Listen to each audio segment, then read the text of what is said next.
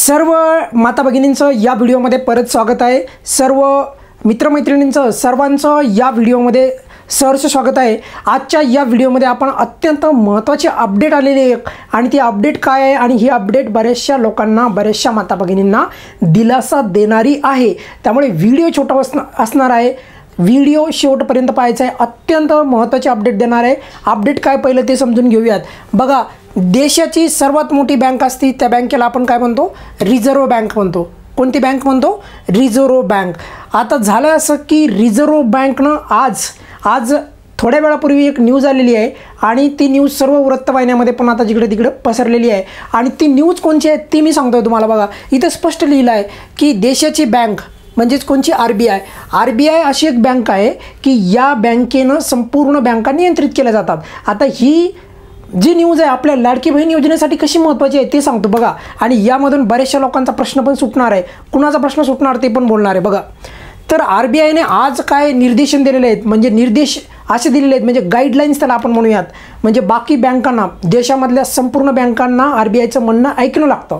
तर अशा प्रकारे आरबीआयने आज एक नवीन गाईडलाईन सांगितली त्यांना आणि सांगितलं आहे की सरकारी योजना, आता सरकारी योजना म्हणजे कोणत्या? लाडकी बहीण योजना, PM किसान योजना, बाकी जेवढ्या बी काही सरकारी योजना आहेत तेवढ्या सरकारी योजना, फक्त लाडकी बहीणच नाही तर यांना काय फायदा होणार आहे, सर्वांसाठी न्यूज ही अत्यंत महत्त्वाची आहे। बघा, सरकारी योजनांचे पैसे जमा होणारी खाते गोठवू नका। बघा, तुम्हाला हेडलाईनलाच मी स्पष्टपणे लिहिलं आहे की सरकारी योजनांची जमा होणारी जी काही खाती आहेत, म्हणजे सरकारी योजनांचा पैसा जमा होणारी खाती कोणची?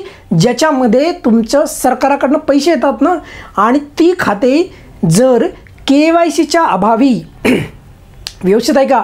KYCच्या अभावी जर का सरकारी बँकेनं, म्हणजे कुठल्याही बँकेने लक्षात ठेवायचं आहे, जर गोठवलेली असेल म्हणजे काय? थोडक्यात सोप्या भाषेमध्ये फ्रीज केली असेल, फ्रीज क्लिअर।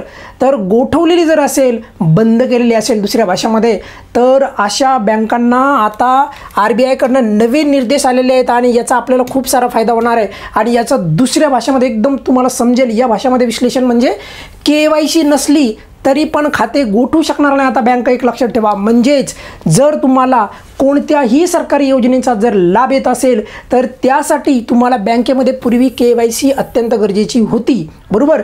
आणि बऱ्याचशा लोकांनी KYC केली नाही, त्यामुळे काय होऊ लागलं की सरकारी योजनांचा जो लाभ मिळू लागला लाभार्थ्यांना, तर तो लाभ मिळवण्यासाठी वितरणामध्ये स्थगिती येऊ लागली। म्हणजेच वितरण त्या लाभार्थ्यापर्यंत पोहोचायचं पण बँक खातं फ्रीज म्हणजे गोठवलेलं असायचं। कोणी? बँकेने। कशासाठी? परत सांगतो, KYC नसल्यामुळे। तर मग आता बँकांना, सरकारला पण समजलं की पैसे गेले लाडक्या बहिणीच्या योजनेचे पण खात्याला KYC नसल्यामुळे पैसेच आले नाही का? कारण का बँकेनं खातं गोठवून टाकलं। म्हणजे बघा किती मोठा लोचा आहे हा।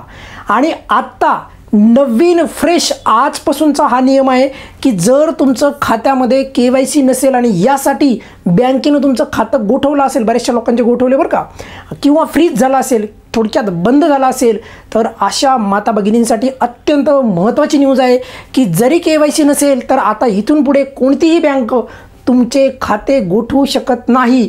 आणि लवकरच मी म्हणतो अशा प्रकारची पण आरबीआयने एकदा गाईडलाईन्स देऊन टाकावी किंवा सरकारने पण यावर लक्ष द्यावं की ज्या माता भगिनींचे पैसे कट झालेत, क्लिअर लक्षात ठेवा, ज्या माता भगिनींचे पैसे कट झालेत, अरे एकतर त्यांना म्हणजे पैसेच आणलेत कसे हेच त्यांना माहीत आहे। म्हणजे खूप त्यांनी फॉर्म भरताना अडचण, DBT करताना अडचण, फलाना अडचण, बिस्ताना अडचण, एवढ्या संपूर्ण अडथळ्यामधून त्यांना पैसे आले आणि आल्याच्या नंतर बँकेने मारला त्याच्यावर डल्ला।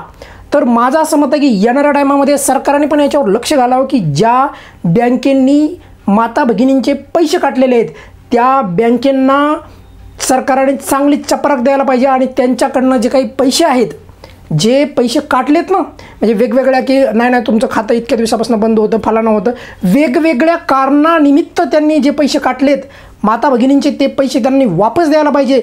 इथपर्यंत सरकारने यावर पण लक्ष द्यायला पाहिजे आणि गव्हर्नमेंट ऑफ इंडिया, महाराष्ट्र सरकार या सर्वांनी मिळून लक्षात ठेवा जे काही माता भगिनींचे पैसे कट झालेत ना तर त्यांना पण पैसे मिळाले पाहिजे। कारण की कसे तरी त्यांना पैसे आले आणि त्याच्यातला काही तर असे आहेत त्यांचे एकही रुपया नाही मिळाला। आता हालाकी तुमच्यापैकी असे पण काही लोक असतील, सर त्यांचं लोन असेल, सर त्यांचा आमका असेल, ढमका असेल, पण हे पैसे सरकारने लाडकी बहीण योजनेसाठी दिले होते ना, हे पण लक्षात ठेवा. त्यामुळे ॲटलिस्ट लाडकी बहीण योजना किंवा सरकारी योजनेचा जो लाभ मिळतो यावर बँकांना कट करण्याचा अधिकार नसायला पाहिजे. पण दुर्दैवाने बँकांनी कट केलेत बऱ्याचशा माता भगिनींचे पैसे. पण यावर पण येणाऱ्या टायमामध्ये अपडेट यायला पाहिजे, तरच मी खुश होईल, तरच मी आनंदी होईल. कारण की सध्या एक न्यूज मला आवडली, कारण यामुळे बरेचसे बघा माझ्या मते एक 5-10% लोकांचा तरी हा प्रॉब्लेम होता की KYC नसल्यामुळे खातं फ्रीज झालं, म्हणजे गोठवलं होतं बँकेने. आणि आता त्यांच्यासाठी खुश खबर अशी आहे, आता ते गोठवणार नाही.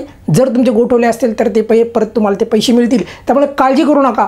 लक्षात ठेवा, तुमचे प्रश्न इथून पुढे मी घेणार आहे. आता इथून पुढे आता सध्या सरकार बनवण्याच्या जे काही म्हणजे उद्या इलेक्शनचा रिझल्ट लागेल, मग त्यानंतर सरकार बनवणं वगैरे वगैरे, या प्रक्रियेमध्ये तुर्तास तरी आपल्या लाडक्या बहीण योजनेला 2-3 दिवस जे आहे पुढचे कोणी लक्ष देणार नाही. पण त्याच्यानंतर मात्र लाडकी बहीण योजनेला दुर्लक्षित करायची लक्षात ठेवा, कोणी हिंमत पण करणार नाही. त्याचं कारण साधं सिंपल सांगतो आहे, कारण लाडकी बहीण योजना ही अत्यंत प्रसिद्ध योजना आहे महाराष्ट्रामध्ये, आणि मी तर म्हणतो भारतामध्ये पण सर्वात सुप्रसिद्ध योजना, सुपरहिट योजना आहे ती म्हणजे लाडकी बहीण योजना. त्यामुळे वितरण पण लवकर सुरू होईल. आणि सर्वात महत्त्वाचं म्हणजे आता तुम्हाला इथून पुढे जे अपडेट मी सांगणार आहे ते अपडेट तुम्ही फॉलो करायचे आहे. असं नाही करायचं की सर मला काही समजलंच नाही, कारण लक्षात ठेवा तुमचे उद्या पैसे नाही मिळाले तर कुणाला हळहळ लागणार, तुम्हालाच वाटणार, बरोबर. त्यामुळे आपलं काम आहे की मी जे काही अपडेट देतो आहे इथे तुम्हाला प्रामाणिक खात्रीलायक मी अपडेट देत असतो. त्या अपडेट तुम्ही जरूर पाहा आणि व्हिडिओला लाईक कर जा, सबस्क्राईब करा आपल्या चॅनलला, आणि आपलं चॅनल मॅक्झिमम लोकांना पाठवा. कारण या चॅनलला फेकॉलॉजी नाही होत, या चॅनलवर एकदम प्रामाणिक आणि खऱ्या ज्या काही तुम्हाला अपडेट्स असतात त्या देण्याचा प्रयत्न करतो. आणि सर्वात महत्त्वाचं म्हणजे या व्यतिरिक्त पण बऱ्याचशा योजना आहेत, त्याच्याबद्दल पण आपण येणाऱ्या वेळेमध्ये बोलणार आहोत. पण या व्यतिरिक्त काही प्रश्न पण असतील तुमच्या मनामध्ये तर प्रश्न व्हिडिओच्या कमेंटमध्ये खाली टाका. आणि लक्षात ठेवा, कालच्या व्हिडिओला ज्यांचे मी उत्तर दिले नाही, कालच्या परवाच्या व्हिडिओला, तर त्यांचे पण मी उत्तर देणार आहे, काळजी करू नका. पण तुर्तास हा व्हिडिओ मोठा करायचा नाही, उद्याच्या व्हिडिओमध्ये मी तुम्हाला तुमच्या प्रश्नांची उत्तरे नक्की देईल. याबद्दल कुठल्या प्रकारचा दुमत तुमच्या मनामध्ये नसायला पाहिजे. तुर्तास या व्हिडिओमध्ये इथेच थांबूयात. KYC नसेल तर बँक तुमचं खातं गोठवू शकत नाही. आता फक्त एकच आपल्याला अपडेट ऐकायची आहे, ती म्हणजे काय की कट झालेले पैसे परत एकदा भेटू द्या, म्हणजे झालं बघा, मस्त एक नंबर काम होईल. पण आपण वाट पाहूयात. आय होप की तोही निर्णय लवकरच होईल आणि व्हायलाच पाहिजे या मताचा मी आहे. धन्यवाद.